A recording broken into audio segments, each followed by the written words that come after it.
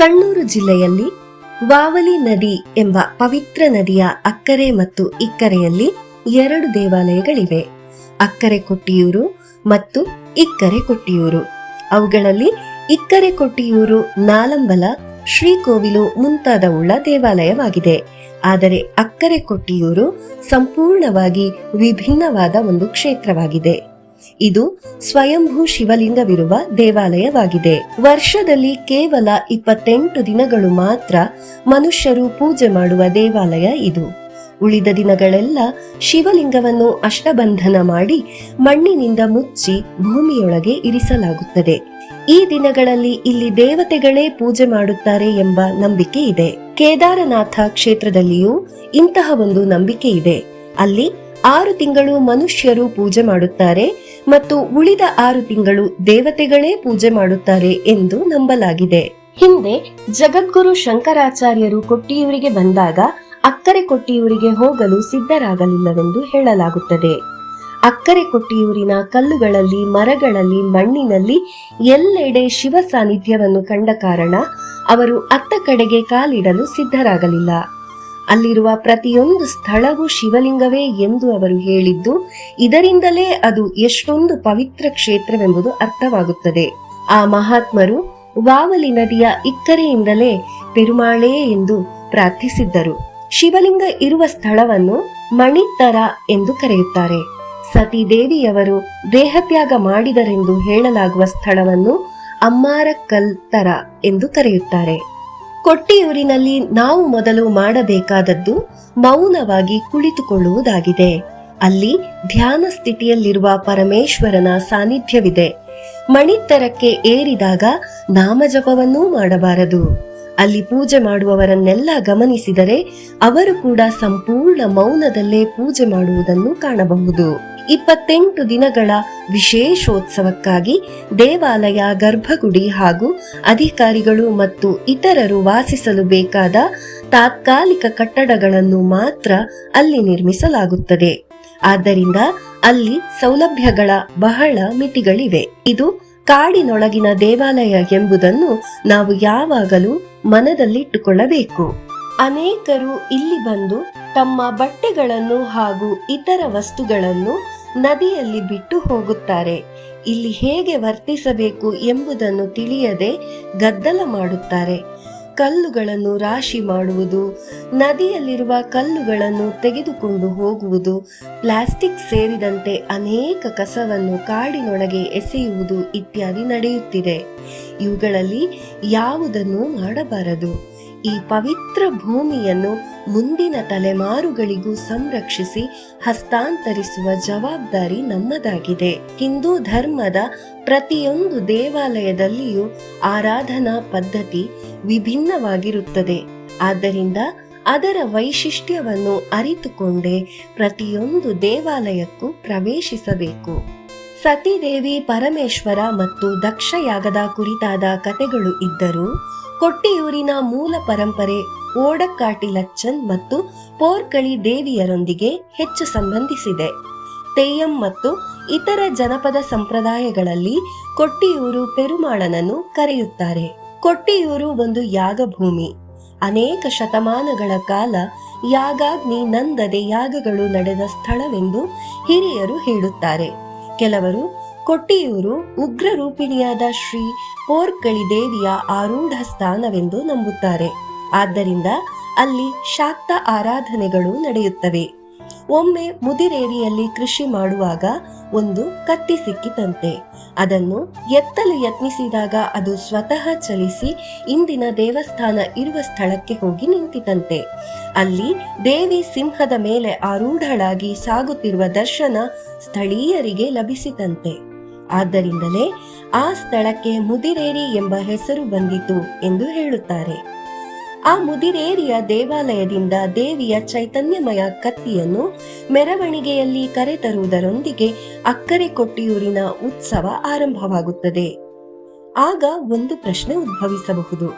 ಹಾಗಾದರೆ ಕೊಟ್ಟಿಯೂರಿನಲ್ಲಿ ಆರಾಧಿಸುವುದು ದೇವಿಯನ್ನೇನಾ, ಪರಮೇಶ್ವರನಲ್ಲವೇ?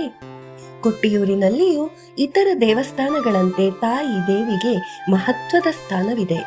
ಆನೆಗಳ ಮೆರವಣಿಗೆ ನಡೆಯುವಾಗಲೂ ಮುಂಚೆ ನಡೆಯುವುದು ದೇವಿ ಮೆರವಣಿಗೆ.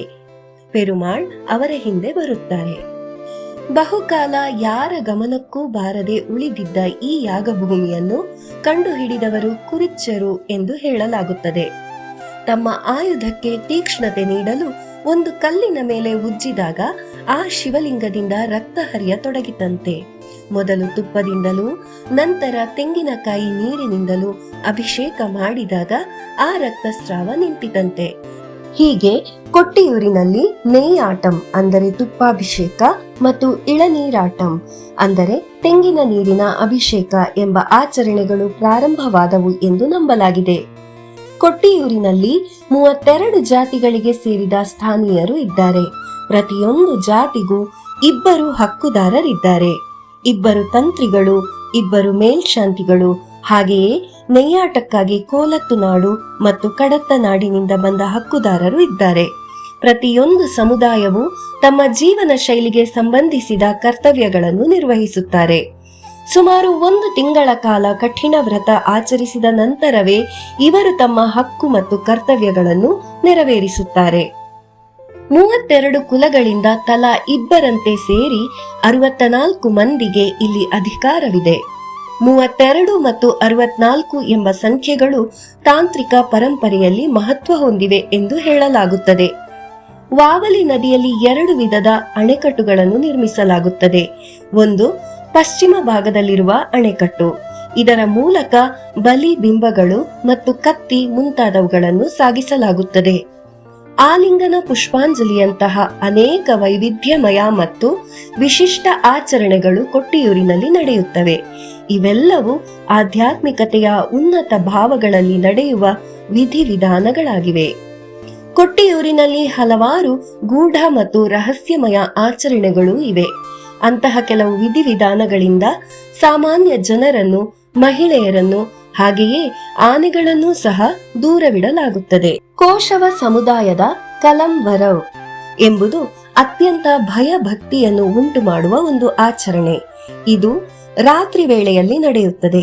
ದೀಪಗಳಿಲ್ಲದೆ, ಬೆಳಕಿಲ್ಲದೆ ಭಯಾನಕ ಘೋಷಣೆಗಳನ್ನು ಕೂಗುತ್ತಾ ನಿರ್ವಸ್ತ್ರರಾಗಿ ಅವರು ಕಲವನ್ನು ಹೊತ್ತು ಬರುತ್ತಾರೆ. ಈ ಕಲದ ಮಣ್ಣಿನಲ್ಲಿಯೇ ಅಕ್ಕರೆ ಕೊಟ್ಟಿಯೂರಿನ ಉತ್ಸವ ಮುಗಿದ ನಂತರ ಶಿವಲಿಂಗಕ್ಕೆ ಅಷ್ಟಬಂಧನ ಮಾಡಿ ಮುಚ್ಚಲಾಗುತ್ತದೆ.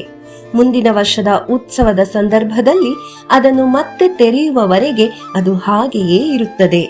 ಹಿಂದಿನ ಕಾಲದಲ್ಲಿ ಇಳನೀರಾಟಂ ಸಂದರ್ಭದಲ್ಲಿ ಅಶ್ಲೀಲ ಪದಗಳನ್ನೊಳಗೊಂಡ ಹಾಡುಗಳನ್ನು ಹಾಡುತ್ತಿದ್ದರೆಂದು ಹೇಳಲಾಗುತ್ತದೆ. ಇಂದಿನ ದೃಷ್ಟಿಯಲ್ಲಿ ಅವು ಅಶ್ಲೀಲವಾಗಿ ಕಾಣಬಹುದಾದರೂ ಆ ಹಾಡಿನ ಪ್ರತಿಯೊಂದು ಪದದ ಹಿಂದೆ ಆಳವಾದ ಅರ್ಥಗಳು ಮತ್ತು ಆಧ್ಯಾತ್ಮಿಕ ಸಂಕಲ್ಪಗಳಿವೆ ಎಂಬ ವಿಷಯವನ್ನು ತಿಳಿದವರು ಹೇಳುತ್ತಾರೆ. 100 ವರ್ಷಗಳ ಹಿಂದೆ 1921ರಲ್ಲಿ ಬೆಟ್ಟದಲ್ಲಿ ಭೂಕುಸಿತ ಸಂಭವಿಸಿತು. ಆ ಮಣ್ಣು ಸಂಪೂರ್ಣವಾಗಿ ಕೊಟ್ಟಿಯೂರಿನ ಯಾಗಭೂಮಿಯ ಮೇಲೆ ಬಿದ್ದುಬಿಟ್ಟಿತು. ಅಕ್ಕರೆ ಕೊಟ್ಟಿಯೂರು ಸಂಪೂರ್ಣವಾಗಿ ಮಣ್ಣಿನಡಿಯಲ್ಲಿ ಮುಚ್ಚಿಹೋಯಿತು. ದೊಡ್ಡ ದೊಡ್ಡ ಅರಳಿ ಮರಗಳು ಸಹ ಮಣ್ಣಿನಡಿಯಲ್ಲಿ ಹೂಣಲ್ಪಟ್ಟವು. ಅಷ್ಟು ಎತ್ತರದ ಮಟ್ಟಿಗೆ ಮಣ್ಣು ಬಂದು ಬಿದ್ದಿತ್ತು. ಮಧ್ಯಾಹ್ನ ಸಂಭವಿಸಿದ ಈ ಭೂಕುಸಿತದ ಸುದ್ದಿ ಸುಮಾರು 15 ಕಿಲೋಮೀಟರ್ ದೂರದಲ್ಲಿದ್ದ ಮನತ್ತಣದಲ್ಲಿ ವಾಸಿಸುತ್ತಿದ್ದ ಊರಾಳರು ತಿಳಿದುಕೊಳ್ಳುವುದು ರಾತ್ರಿ ವೇಳೆ ಆಯಿತು. ಘೋರ ಅರಣ್ಯ, ವಾವಲಿ ನದಿಯೇ ತನ್ನ ಹರಿವಿನ ದಿಕ್ಕು ಬದಲಿಸಿಕೊಂಡಿತ್ತು. ಇಂದಿನಂತೆ ರಸ್ತೆಗಳೂ ಇರಲಿಲ್ಲ, ಯಂತ್ರಗಳೂ ಇರಲಿಲ್ಲ. 4 ತಿಂಗಳುಗಳ ಕಾಲ ಏನನ್ನೂ ಮಾಡಲು ಸಾಧ್ಯವಾಗಲಿಲ್ಲ. ನಂತರ ಮನತ್ತಣದ ಊರಾಳನಾಗಿದ್ದ ವೆಲ್ಯ ವೆಳ್ಳಿಚ್ಚನ್ ಗೋವಿಂದನ್ ನಾಯರ್ ಅವರ ನೇತೃತ್ವದಲ್ಲಿ 6 ತಿಂಗಳುಗಳ ಕಾಲ ನಡೆದ ಭಗೀರಥ ಪ್ರಯತ್ನದ ಮೂಲಕ ದೇವಸ್ಥಾನವನ್ನು ಇಂದಿನ ಸ್ಥಿತಿಗೆ ಮರಳಿ ತರಲಾಯಿತು. ಕಾಡಿನ ಸ್ಪಂದನವನ್ನು ಅರಿತಿದ್ದ ಕುರಿಚ್ಚರು ಮತ್ತು ಪಣಿಯರು ಮುಂಚೂಣಿಯಲ್ಲಿ ನಿಂತು ಮಾರ್ಗದರ್ಶನ ನೀಡಿದರು. ಕೋಲತ್ತು ನಾಡು ಮತ್ತು ಕಡತ್ತ ನಾಡಿನ ಅನೇಕ ಭಕ್ತರು ಸಹ ಸೇರಿಕೊಂಡರು. ಒಂದು ದಿನ ಏಕಾಏಕಿ ಬೆಟ್ಟದಿಂದ ಕುರಿಚ್ಚರು ದಿವ್ಯಾವೇಶದಲ್ಲಿ ಓಡಿ ಬಂದರು. ಅವರು ಬಾಣವನ್ನು ನೆಟ್ಟು ಮಣಿತರದ ಸ್ಥಳವನ್ನು ತೋರಿಸಿದರು. ಆ ಸ್ಥಳವು ಒಂದು ಬೆಟ್ಟದಷ್ಟೇ ದೊಡ್ಡ ಕಲ್ಲಿನ ಕೆಳಭಾಗದಲ್ಲಿತ್ತು. ತಿಂಗಳುಗಟ್ಟಲೆ ವಿಶ್ರಾಂತಿ ಇಲ್ಲದೆ ನಡೆದ ಪ್ರಯತ್ನದ ಕೊನೆಯಲ್ಲಿ ಸ್ವಯಂಭೂ ಶಿಲೆಯನ್ನು ಪತ್ತೆ ಹಚ್ಚಲಾಯಿತು. ನಾಯಕಂ ಸುರನಾಯಕಂ ಹರಶಂಕರಂ ಶಿವಶಂಕರಂ ನಾಗಹಾರ ವಿಭೂಷಿತಂ ನಟರಾಜರಾಜಕಲೇವರಂ ಭಾಲಲೋಚನಮೀಶ್ವರ ಭವತಾರಕಂ ಗಣನಾಯಕಂ ಪಾರ್ವತಿ ಪರಿಸೇವಿತಂ ಪರಮೇಶ್ವರಂ ಸತತಂ ಭಜೆ.